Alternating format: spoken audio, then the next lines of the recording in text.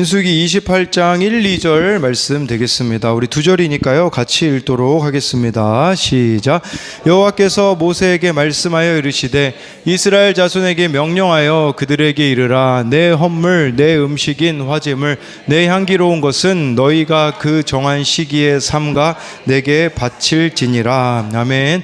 네, 우리 옆 사람과 인사하겠습니다. 주님의 이름으로 사랑합니다. 네, 주님의 이름으로 사랑합니다. 네, 오늘은요, 이 매일 할부라는 제목으로 같이 말씀을 나누겠습니다. 이 할부라는 게 우리가 빚을 졌기 때문에 뭐 개월 단위로 이렇게 뭐 몇 개월 할부 이런 식으로 갚아나가지 않습니까? 우리는 갚을 수 없는 빚을 진 사람들입니다. 그것은 뭐냐면 바로 예수님이 나를 위해서 십자가에 죽으신 그 빚을 우리는 매일매일 우리들의 삶을 통하여서 갚아 나가야 한다라는 것을 말씀드리는 겁니다.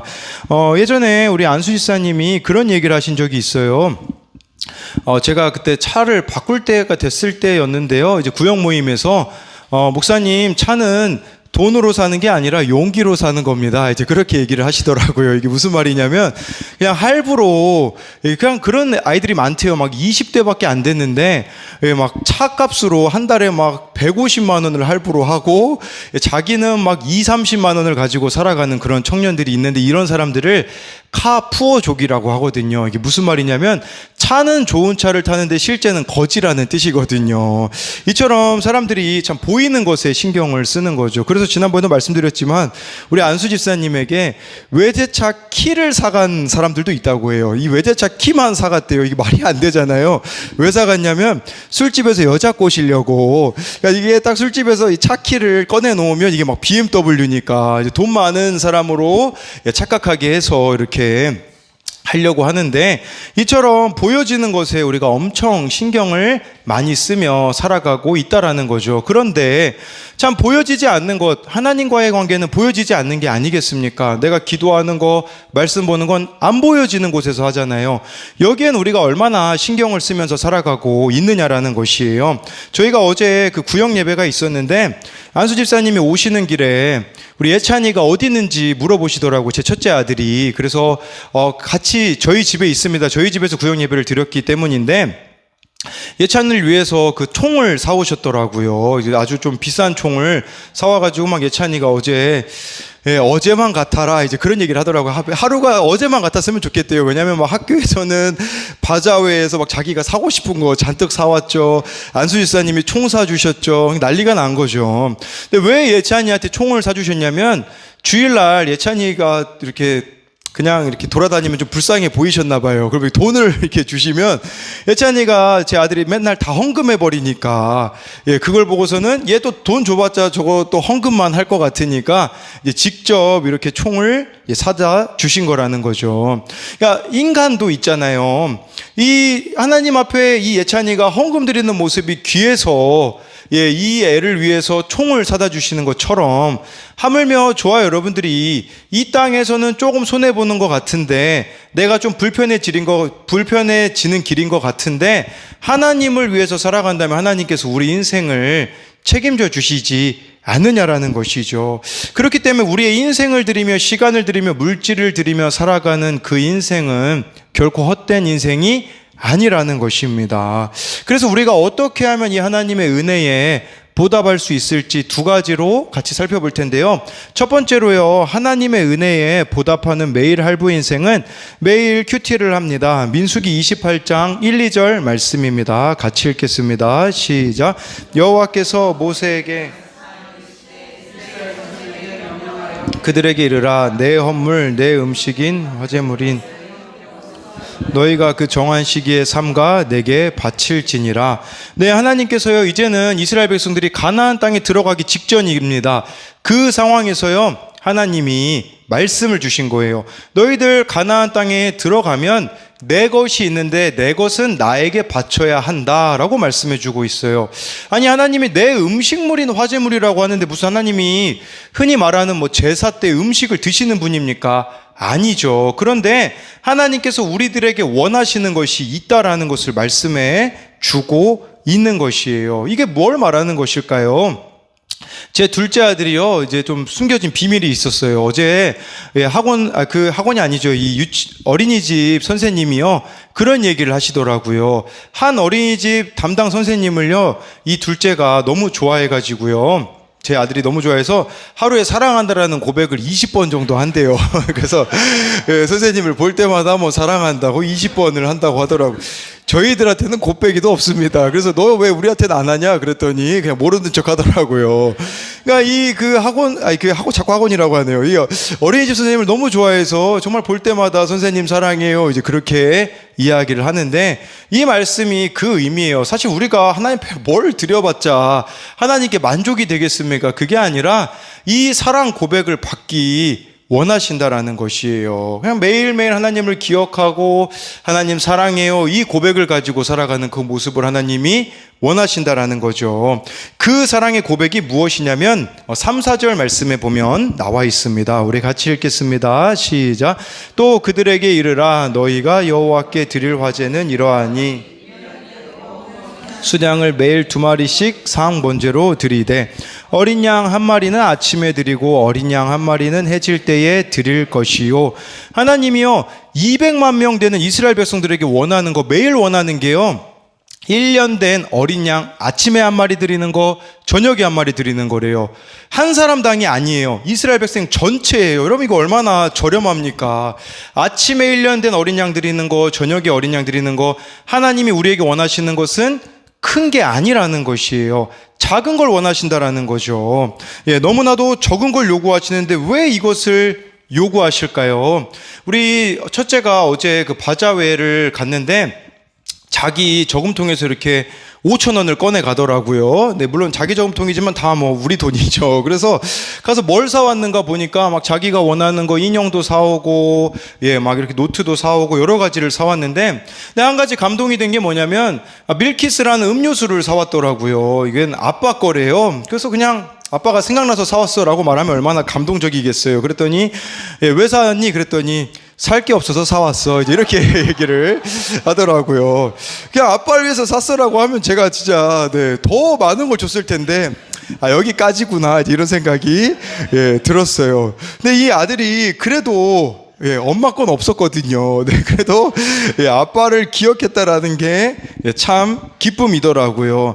아침 저녁으로 이 어린 양 1마리 하나님께서 드리라는 것은요, 그런 의미라는 거죠. 아침에도 하나님을 기억하고 저녁에도 하나님을 기억하기를 원하신다라는 것을 말씀해 주고 있는 것이에요. 이게 바로 하나님 아버지의 마음이라는 것이에요. 무엇을 하든지 하나님을 기억함으로 하는 거죠. 로렌스 형제라고 예전에 유명했던 하나님의 임재 연습이라는 책의 그 로렌스 형제는요, 무엇을 하든지 하나님을 기억했거든요. 그래서 설거지를 하면서도 하나님을 기억했기 때문에 그 가운데 하나님의 임재가 있었다고 하더라고요. 하물며 우리는 무엇을 하든지 정말 하나님을 기억하고 있느냐라는 거죠. 그 하나님을 기억하는 것이 무엇이냐면요, 여호수아 1장 8, 9절 말씀에 나와 있습니다. 우리 같이 읽겠습니다. 시작. 이 율법책을 내 입에서 떠나지 말게 하며 주야로 그것을 기록된 대로 다 지켜 행하라. 그리하면 내 길이 평탄하게 될 것이며 내가 형통하리라. 내가 내게 명령한 것이 아니냐. 강하고 담대하라. 두려워하지 말며 놀라지 말라. 내가 어디로 가든지 내 하나님 여호와가 너와 함께 하느니라 하시니라. 아침 저녁으로 이 상번제 드리는 것은요, 다른 게 아니라 아침에도 말씀을 묵상하고 저녁에도 말씀을 묵상해야 된다라는 것입니다. 왜 아침 저녁으로 해야 됐을까요? 아침부터 무슨 일이 생기고 저녁까지 무슨 일이 우리들 가운데 생기기 때문이라는 것이에요. 문제가 있는 게 문제가 아닙니다. 사건이 있는 게 문제가 아니에요. 그날 말씀이 없는 게 문제입니다. 그렇기 때문에 우리가 무슨 일을 당하든지 그날 주시는 이 말씀만 있으면 살아갈 수 있다라는 것이죠. 근데 이것을 안 하니까 어떻게 되어집니까? 우리 인생에요, 제가 예전에 이 큐티를 몰랐을 때는요, 이 세상에 곤고한 일들이 많고 죽을 일 쌓였구나, 그 찬양이 저의 고백이었거든요. 맨날 죽을 일이 쌓였어요. 왜냐하면 저를 속썩이는 아이들이 매일 있었기 때문이거든요. 그런데 이 큐티를 알고 나서부터는요, 나 행한 것 다 죄뿐이니가 되니까, 내가 죄인이라는 게 고백되어지니까요, 지금도 똑같이 속썩이는 애들이 있어요. 있지만 더 이상 문제가 안 되더라고요. 왜냐하면 그날 주시는 말씀이 있기 때문이라는 거죠. 지난 월요일에요. 이 청년은 청년부 모임에 와본 적이 없는 청년이에요. 그 주일도 막 가끔씩 이렇게 지켰는데 우리 지혜쌤이 그래도 일주일에 한 번 전화로 이렇게 신방을 해주고 있는 청년인데 이 청년의 월요일 나눔이에요. 아침에 일어나서 딱 유튜브를 켰는데 우리 교회 그 큐티 영상이 제일 먼저 화면에 떴다고 해요. 그래서 큐티를 이제 들었다고 합니다. 그러면서 자신의 대학 생활을 돌아보게 되었다고 해요. 아, 나는 믿음이 부족한 사람이구나. 하나님이 우선순위가 되지 않았구나. 그러다 보니까 세상 사람들의 말만 듣고 이리저리 흔들려가지고요. 너무나 많은 불순종한 생각들이 들었고 자신이 방황하고 실패와 무력감이 가득할 때가 많았다고 합니다. 그러니 자기 자신에 대해서 이런 태도를 가질 수밖에 없었다고 해요. 아, 나는 나를 보면 죽이거나 죽고 싶다는 생각이 든다. 버릴 수 없는 쓰레기가 된 기분. 그래서 오늘부터 말씀으로 나를 바꾸기로 했다라고 해서요. 월요일부터 이 청년이 안 하던 큐티를 시작했는데 오늘은 그런 나눔을 올렸어요. 어젯밤에 거의 처음으로 부모님께 내가 말씀 묵상을 한 내용을 나누었다. 엄마는 특히 놀라워하셨다. 사춘기부터 교회 가는 게 싫어지고 엄마가 이 민수기 내용을 정말 많이 내게 이야기해 주셨는데 그냥 나는 그때는 귀를 막고 성경 내용도 흘려 들은 기억이 많다. 안식일이 주일로 지정된 것에 대한 이야기도 전혀 몰랐다. 이만큼 나는 부족하고 부끄럽다라고 하면서 이 청년이 정말 말씀이 들려지니 이번 주 또 토요일에 청년부 모임에 나오겠다라고 이렇게 이야기를 하고 삶이 바뀌어가는 것을 볼 수 있었습니다. 이처럼 매일 아침 저녁으로 저와 여러분들이 여러분 제가 목사인데도요 성경 지식 얼마나 많겠습니까? 창세기부터 요한계시록까지 웬만한 건 다 말할 수 있어요. 근데 그건 지식일 뿐이라는 거예요. 이 말씀을 통해 나를 비추어야지만 저도 목사인데요 큐티 안 하면 그날은 그냥 패배자인 것 같고 실패자인 것 같고 그냥 제 감정이 얼마나 많이 요동치는지 모릅니다. 여기 나와 있잖아요. 9절에 강하고 담대할 수 있는 비결은 말씀 묵상이라고 두려워하지 말고 놀라지 않을 수 있는 비결도 바로 말씀이라고 우리들에게 말씀해주고 있는 것입니다. 그래서 이것에 대한 적용 질문으로는요, 매일 아침 저녁으로 말씀을 묵상하고 있습니까? 아니면 드라마를 묵상하고 있습니까? 여러분 드라마 좋아하시죠? 네, 정말 이 드라마만 묵상하는 우리 청년들도 얼마나 많은지 몰라요. 네, 그래서 여러분들도 마찬가지죠. 아침 드라마, 저녁 드라마, 네, 드라마만 맨날 만나면 맨날 하는 얘기가 드라마 얘기만 하신다면 여러분 지금 심각한 겁니다. 네, 하나님의 은혜에 보답하기 위해 할 수 있는 작은 순종은 무엇입니까? 이 1년 된 어린 양 드리는 거와 같은 아침 저녁으로 드리는 이거와 같은 작은 거 무엇이 있냐라는 거죠. 두 번째로요. 하나님의 은혜에 보답하는 매일 할부 인생은 내 인생이 없습니다. 우리 민수기 28장 5절부터 7절을 읽도록 하겠습니다. 시작. 빻아낸 기름 4분의 1인을 섞어서 소재로 드릴 것이니 이는 시내산에서 정한 상번제로서 여호와께 드리는 향기로운 화제며 또 그 전제는 어린 양 한 마리에 4분의 1흰을 드리되 거룩한 곳에서 여호와께 독주의 전제를 부어 드릴 것이며 네, 이 말씀에요. 이 상번제 어린 양 1년 된 어린 양을 아침 저녁으로 드리는 것만 드리지 않았어요. 거기다 추가해서 드려야 됐는데 5절에 보니까 소제도 같이 드려야 되고 7절에 보니까 전제도 같이 곁들여서 드렸습니다. 이 소제는 뭐냐면요, 그 곡식을 가른 거예요. 고운 가루가 된 상태로 하나님 앞에 드리는 것이고 이 전제라는 것은요 마지막에 포도주를 곁들이는 거예요. 포도주를 곁들이게 되면 뭐 어떻게 될까요? 포도주는 사라지고 냄새, 향기만 남게 되어지는 거예요. 그러니 이 소재요 고운 가루가 되잖아요. 곡식 그 모습이 아니라 갈아 없어져야 된다는 뜻이며 전제는요 포도주가요 다 날아가고 향만 남아야 된다는 게 무슨 말이냐면 우리 자신이 없어져야 된다는 뜻이에요. 저와 여러분들이 하나님 앞에 나 자신을 드려야 한다라는 거죠. 그러니 사도 바울이 자기 자신을 여기 7절에 나오는 전제로 표현을 하고 있거든요. 전제로 나를 드린다라는 것은요, 디모데후서 4장 6절부터 8절에 보면 나와 있습니다. 우리 같이 읽어보겠습니다. 시작. 전제와 같이 내가 벌써 부어지고 나의 떠날 시각이 가까웠도다. 나는 선한 싸움을 싸우고 나의 달려갈 길을 마치고 믿음을 지켰으니 이제 후로는 나를 위하여 의의 면류관이 예비되었으므로 주 곧 의로우신 재판장이 그날에 내게 주실, 내게만 아니라 주의 나타나심을 사모하는 모든 자의 계노니라. 이 말씀에 보니까요, 믿음의 선한 싸움을 날마다 싸워가는 거, 우리로 말하자면 이 전제와 같이 나를 드린다는 건 내가 없어져야 된다는 뜻이거든요. 내가 없어진다는 건 무슨 말일까요? 생색이 없어지는 거예요. 내가 다른 사람을 위해서 내 삶을 나누어 주어도 생색이 없고, 자기 자랑이 없고, 자기 연민도 없고, 원망과 불평도 없어야 한다라는 것을 말씀해 주고 있는 것이에요.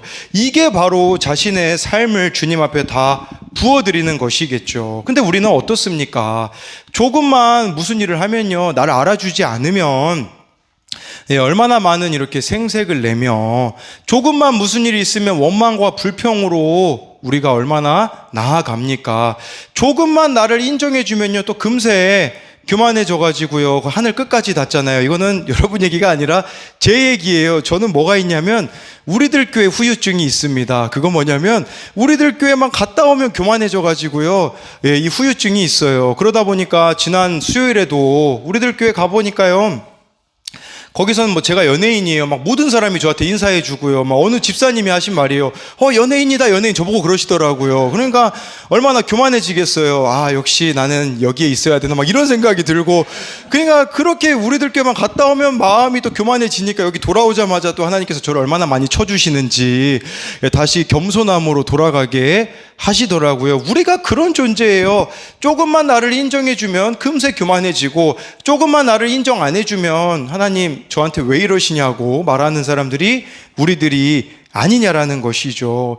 그리고요, 그렇기 때문에 내가 없어진다라는 건 무슨 말이냐면요, 나의 그냥 죄인됨을 고백하며 가는 거예요. 제가 이제 구역을 맡고 있거든요. 남자 구역을 맡고 있는데 요새 놀라운 일이 일어나고 있어요. 막 3명으로 시작했던 구역이 지난주에는 8명이 막 모여가지고 구역 예배가 잘 드려지고 있어요. 그런데 언제 이분들이 은혜를 받으시는 줄 아십니까? 이분들이 은혜 받으실 때 제가 딱 2번 봤거든요. 언제냐면, 한 번은 아내랑 부부싸움 해가지고 나눴을 때, 그때 은혜 받으시더라고요. 그리고 어제 은혜 받으시더라고요. 제가 어제 그런 얘기를 했거든요. 저는 인정 중독자입니다. 그래서 우리들 교회만 다녀오면 교만해집니다라고 하니까 어느 집사님이 은혜 받으셔서 자기도 인정 중독자라고 이렇게 이야기를 하시더라고요. 나를 전제로 소재로 드린다라는 것은요, 그런 의미예요. 나의 수치와 죄인됨을 드러내는 것이죠. 그렇게 저희들이 그 주일마다 구역장 모임 때 우리 곽한월 권사님이 하시는 말씀이 있어요. 이게 큐티라고 이런 얘기를 하세요. 이 큐티 한다라는 게 무슨 말이냐면, 자신의 모든 것을 다 드러내서 가족에게도 이야기할 수 없는 그런 이야기들까지도 우리가 하나님 앞에 드러내며 같이 나누며 함께하고 있는 것, 이게 바로 전제와 소재로 나를 드리는 것이라고 할 수가 있는 것이에요. 이번 달 큐티인 맨 앞장에 그 김양재 목사님이 쓰신 칼럼에 이런 내용이 나오더라고요. 그 히브리서에 대한 내용을 언급하시면서, 예수 믿으면서 이제는 내 인생이 없다, 구경거리가 될 수밖에 없다고 인정하고 가야 합니다 라고 하고 있어요. 저와 여러분들이 예수님을 믿으면요, 내 인생이 없어지는 거예요. 우리들의 삶을 모든 사람들이 다 지켜보고 있기 때문에 구경거리가 될 수밖에 없다라는 거죠. 그러면서 마지막 부분에 이렇게 얘기하세요. 믿음의 경주자인 내가 세상의 구경거리가 되려면 절대적으로 인내가 필요합니다. 저와 여러분들에게 필요한 건 인내라고 하고 있어요. 영적 진실성의 결론은 인내입니다. 인내를 잘하는 사람이 최후의 승자가 됩니다 라고 하더라고요. 이걸 가지고 오늘 어느 청년이 나눈 큐티 나눔인데, 고운 가루와 같이 자신을 부인하고 하나님께 자신의 삶을 바치고 있습니까? 이 질문에 고운 가루가 된다라는 것은 원래 모습을 잃는 것입니다. 하나님의 백성은 자기를 부인하고 자신의 삶을 바쳐야 한다고 합니다. 그리고 소재에 전제까지 더해 드렸다고 합니다. 제단에 부어진 포도주가 향만 남듯이 하나님의 백성은 하나님 앞에서 자신을 주장하지 말고 하나님께 온전히 헌신하는 삶을 살아야 한다고 합니다. 큐티 맨 앞장에 믿음의 경주라는 제목의 글을 읽었는데, 예수 믿으면서 이제는 내 인생이 없다, 구경거리가 될 수밖에 없다고 인정하고 가야 합니다라는 문장이 제일 기억에 남습니다. 저는 주일이 제일 기다려지지 않습니다. 그 이유는 어느 아이와 이야기할 때 마음이 불편하기 때문입니다. 내 인생이 없고 구경거리가 될 수밖에 없다는 말을 인정하자 제 마음이 자유해졌습니다. 그러니 그 아이가 저에 대해 말할 때 좋은 평가나 나쁜 평가를 내릴 때가 예전에 저는 불편했지만, 오늘 말씀처럼 고운 가루가 되는 것이 쉽지 않지만 이렇게 나아가야겠습니다 라고 이야기를 해주더라고요. 받아내는 게 힘들지 않습니까? 우리가 받아내야 될 사람들이 얼마나 많이 있습니까? 왜 받아내기가 힘든 줄 아십니까? 그 이유는 내가 내 인생의 주인이기 때문에 받아내기가 힘든 것이에요. 그러나 내가 내 인생의 주인이 아니라 하나님이 내 인생의 주인이 되면요, 받아내는 것은 어려운 일이 아니라는 것을 기억해야 된다라는 것입니다. 그래서 이것에 대한 적용 질문으로는요, 지금 나의 삶은 어떠합니까? 내가 살고 있습니까? 아니면 내 안에 예수님이 사시고 있습니까? 내 인생의 주인이 누구냐라는 것이에요. 하나님께서 지금 나에게 요구하시는 인내는 무엇입니까? 딱 두 가지만 말씀드리고 마치려고 하는데요. 제가 그 고등학교 때부터 대학교까지를 이제 필리핀에서 다녔는데, 필리핀에서 대학교 때 이제 대학교 2학년이 되면서 그 전공을 골라야 되는데 제가 교육과를 나왔거든요. 근데 필리핀에서 할 수 있는 교육과가 사실 영어 교육과 외에는 저는 선택지가 없었거든요. 근데 영어 교육과를 하려고 하다 보니까 영어 교육과는 한 반밖에 없었어요. 그러다 보니까 영어 교육과 80명이 지원을 했는데 한 30명 정도, 40명 정도밖에 영어 교육과를 받아줄 수 없는 상황인 겁니다. 당연히 필리핀 아이들이 영어 교육과에 들어가죠. 왜냐하면 어렸을 때부터 영어를 써왔으니 한국인들보다는 영어를 훨씬 잘하지 않겠습니까? 그러니 이제는 걱정이 되는 거예요. 이거 한국으로 돌아가야 되나? 내가 영어 교육과에 못 들어가면 어떡하지? 갑자기요, 한국 애들이요, 발등에 불이 떨어져 가지고요, 교수님들을 그렇게 찾아다니기 시작하더라고요. 나를 붙여달라는 거죠. 저도 부지런히 교수님을 찾아갔어요. 이제 어느 날은 이거 말만 해서는 안 되겠다 싶어가지고 이제 뇌물을 준비해 갔습니다. 그 뇌물은 이제 필리핀에서 저도 못 먹어본 그 비싼 초콜릿이었어요. 이 초콜릿을 이제 들고 이제 교수님을 찾아가려고 올라가는데 성령님이 제 마음에 이런 마음을 주셨어요. 무슨 마음을 주셨냐면, 야, 내가 너한테 그거밖에 안 되냐? 라고 이런 마음을 주시더라고요. 그래서 제가 그 자리에서 초콜릿을 다 먹어버렸거든요. 네, 하나님이 뭐 책임져 주시겠다고 했으니까, 그냥 먹어버린 거죠. 근데 감사하게도 그 80명을 다 영어 교육과로 받아줘가지고, 제가 만약에 그걸 가지고서는 그 담당 교수님에게 갔어 봐요. 얼마나 부끄럽겠습니까? 그런데요, 이 교수님이 그 8명의 한국인 중에 저만 기억을 하시더라고요. 제가 뭐 영어를 그렇게 다른 아이들보다 잘한 것도 아닌데, 이 교수님은요, 뭐 학교에서 뭐 이렇게 노래 부를 일 있으면 저를 그냥 시켰어요. 그래서 노래 그래서 You Raise Me Up, 날 세우시네, 그런 거 막 부르고, 아무튼 그랬거든요. 작년이었나요? 한 5월쯤에 필리핀의 이분이 교육과 담당 교수님이기 때문에 필리핀 친구들에게 좀 발표할 때 저보고 발표해달라고 해서 제가 그때 한 30분 정도를 온라인으로 발표했던 적이 있어요. 엊그제 그 교수님에게 연락이 왔어요. 지금 한국에 왔는데 혹시 볼 수 있냐고 물어보시더라고요. 그래서 오늘 아침에 내일 점심쯤에는 가능할 것 같습니다 라고 하자, 아마 안 된다고 답장이 온 것 같은데, 저 그 교수님 만나보려고 했거든요. 왜 그러냐면 그 교수님에게 영문 큐티인을 전달하려고 만나려고 했는데, 못 만나지면 배송이라도 해서 보내드려야 되지 않을까라는 생각을 해요. 만약에 제가 대학교 때 그 뇌물을 줘버렸다면 지금 이 교수님과 관계가 어떻게 됐느냐라는 거죠. 우리도 우리 인생을 대충 떼워 넘기고 있지 않는가, 이걸 돌아보자라는 것이에요. 하나님의 은혜를 구하고 도움을 구해야 되는데 내 방법대로 말씀을 따르는 것이 아니라 내 방식대로 하게 되어진다면 나중에 우리는요, 할 말이 없을 때가 오게 되어질 것이에요. 누군가를 구원하고 싶어도 이미 내가 내 방법대로 한 것 때문에 말할 수가 없다라는 것이겠죠. 그렇기 때문에 저와 여러분들이 힘들더라도 내 방법이 아니라 하나님의 방법으로 잘 인내해야 한다라는 것입니다. 두 번째, 여러분들에게 마지막으로 말씀드리고 싶은 것은 뭐냐면, 저는 사실 아까 그 여호수아 말씀에 강하고 담대하라고, 두려워하지 말고 놀라지 말라고 하는데, 저는 언제 두려워하고 놀라워하냐면요, 이 시간은 별로 안 두려워요. 왜냐하면 여러분들 다 깨어 계시잖아요. 이렇게 말씀도 잘 들어주시고. 근데 오후에요, 기독교 동아리 들어가거든요. 제가 고등학교에. 아무도 안 듣습니다. 막 갑자기 다 엎드리기 시작하고 하품하고 난리가 나요. 그 시간이 저에게는 가장 두려운 시간이거든요. 그런데 월요일에 기독교 동아리 선생님에게 전화가 왔어요. 목사님, 안 되겠어요. 교감 선생님을 그 시간에 불러야겠어요. 원래 교감 선생님이 하셨거든요. 작년까지 선생님이실 때.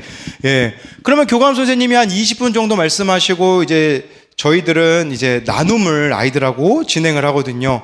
처음 그 얘기를 들었을 때 자격지심이 들 수 있지 않을까요? 제가 목사인데, 명색이 목사인데, 설교는 못하게 되어지고 나눔만 같이 해야 되니까 자격지심이 들고 열등감이 들 수 있거든요. 처음에 솔직히 제 마음이 그랬거든요. 아, 내가 그렇게 설교를 못했나? 라는 마음이 저라고 왜 안 들었겠어요? 그런데 오늘 말씀에서 뭐라고 했지? 그날 말씀에 그런 내용이 나왔거든요. 너 한 사람이 거룩한다고 그곳이 변화되겠느냐? 라는 것이었어요. 이게 어떤 의미냐면 성전을 같이 지어져 가야 된다라는 의미였거든요. 그러니 그 선생님이, 교감 선생님이 담당해 주시면 아이들은 들을 수밖에 없어요. 왜냐하면 교감 선생님이기 때문에. 예, 애들이 뭐 누울 수 있겠습니까? 그 역할들은 선생님이 잘 해주실 것이고, 저는 이 아이들하고 친해져야 되는데 그거는 회피하고 있었거든요. 사실 설교만 하고 왔거든요. 아, 오히려 이 아이들하고 친해질 수 있는 기회가 생겼구나. 그리고 원래 저는 기독교 동아리를 들어가게 해달라고 기도한 적이 없거든요.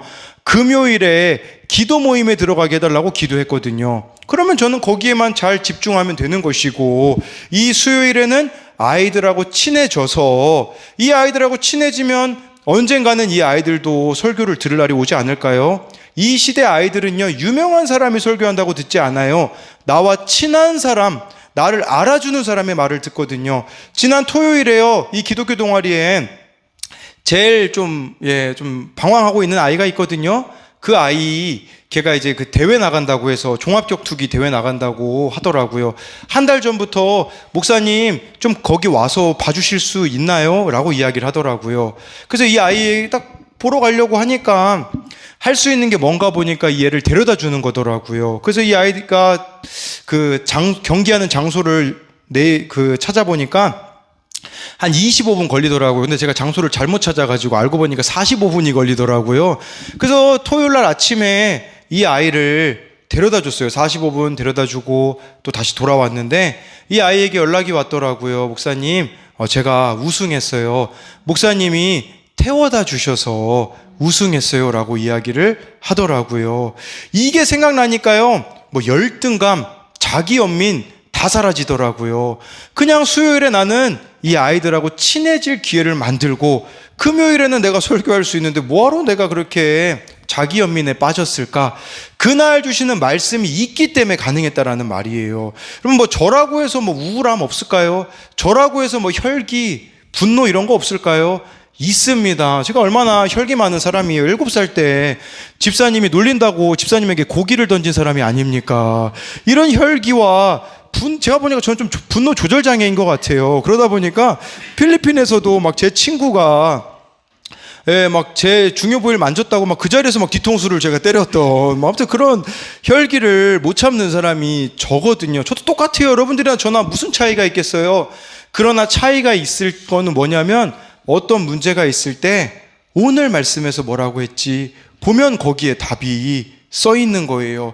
그러니 자기연민에 안 빠질 수 있고 그날을 살아갈 수 있는 것이죠. 이와 마찬가지로 저와 여러분들에게 그날 주시는 말씀에만 반응하며 살아가면요. 우리 맨날 박종수 권사님이 하시는 말씀이 있어요. 뭐 죽어서 천국은 모르겠어요, 목사님. 근데요, 저는 매일매일이 천국이에요. 이제 그렇게 이야기를 하시더라고요. 매일매일 천국이 될 수 있는 비결은 다른 거 아닙니다.